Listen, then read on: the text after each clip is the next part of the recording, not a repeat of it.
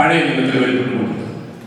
ആവർത്തന പുസ്തകം 4:15 വായിക്കുന്നത് യഹോവ ഹോരേബിൽ തീയുടെ നടുവിൽ നിന്ന് നിങ്ങളോട് അരുളി ചെയ്തു എന്നാണ് നമ്മൾ വായിക്കുന്നത്. അപ്പം പഴയ നിയമത്തിൽ തീയും മേഘവും ഒക്കെ ദൈവത്തിന്റെ സാന്നിധ്യത്തെ പ്രത്യക്ഷമായി വെളിപ്പെടുത്ത സന്ദർഭങ്ങളായിരുന്നു. മെസൊപ്പൊത്താമ്യയിൽ അബ്രഹാമിന് തേജോമയനായ ദൈവം പ്രത്യക്ഷനായ നാളായിരുന്നു. പുറപ്പാട് പുസ്തകം 3-ാം അധ്യായത്തിൽ ഹോരേബിൽ കത്തുന്ന മുൾപ്പടർപ്പിൽ യഹോവ അവർ പ്രത്യക്ഷനായ നാളായിരുന്നു. അവൻ ദൈവത്തിന്റെ സാന്നിധ്യം ഇറങ്ങുന്നിടത്തൊക്കെ ഒരു തീയുമായി ബന്ധപ്പെട്ട് അവർക്ക് അതിനെ കാണുമായിരുന്നു എന്നാണ് നമ്മൾ വായിക്കുന്നത്. ഞാനിന്ന് രാത്രി ഒരു സന്ദേശം ദൈവസഭയ്ക്ക് കൈമാറിയിട്ട് നിർത്താൻ ആഗ്രഹിക്കുകയാണ്. നമ്മൾ പുറപ്പാട് 3-ന്റെ 1-ാമത്തെ വാക്യം വായിക്കുമ്പോൾ ഇങ്ങനെയാണ് വായിക്കുന്നത്. പുറപ്പാട് 3:1 മോശ മിദ്യാനിയുടെ പുരോഹിതനും അമ്മായപ്പനുമായ യിത്രോവിന്റെ ആടുകളെ മേയിച്ചു കൊണ്ടിരുന്നു. അവൻ ആടുകളെ മരുഭൂമിക്ക് അപ്പുറത്ത് ദൈവത്തിന്റെ പർവ്വതമായ ഹോരേബ് വരെ കൊണ്ടിരുന്നു.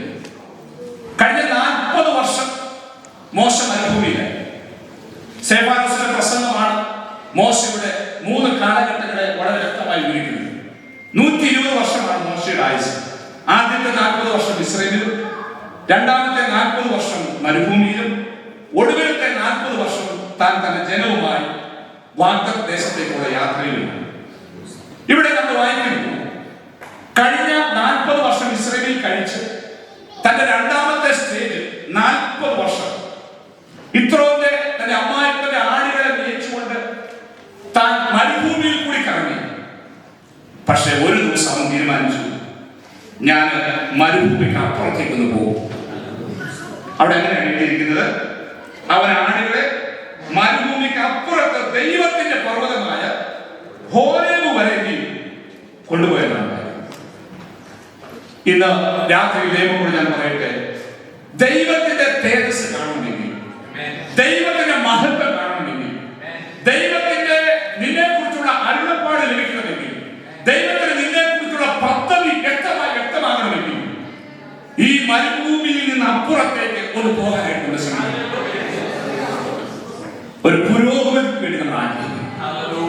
40 വർഷത്തിനുള്ളിൽ അവിടെയൊക്കെ കറങ്ങും, എല്ലാ ദിവസവും തിരിച്ചു കിട്ടി.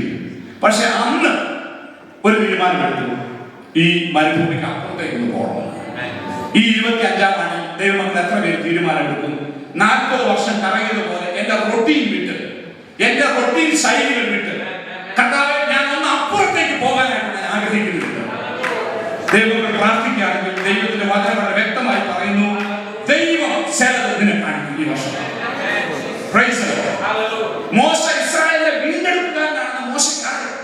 പക്ഷേ അത് വ്യക്തമായത് താൻ മരുഭൂമിക്ക് അപ്പുറത്തേക്ക് പോയപ്പോൾ നമ്മെ കുറിച്ചൊക്കെ വലിയ നിയോഗങ്ങളും വലിയ അഭിഷേകവും ദൈവം നമുക്ക് തന്നിട്ടുണ്ട്. പക്ഷേ നമ്മൾ വ്യക്തമാക്കാത്തതിന്റെ കാരണം നമ്മുടെ റൊട്ടീനും നമ്മുടെ സുഖവും വിട്ട് നമ്മൾ അപ്പുറത്തേക്ക് പോകാൻ തയ്യാറാകുന്നുണ്ട്. എത്ര പേർ ദൈവം മനസ്സിലാക്കി പ്രാർത്ഥിക്കും, കർത്താവേ ഞാൻ 2025 എന്റെ അതിൽ വലയം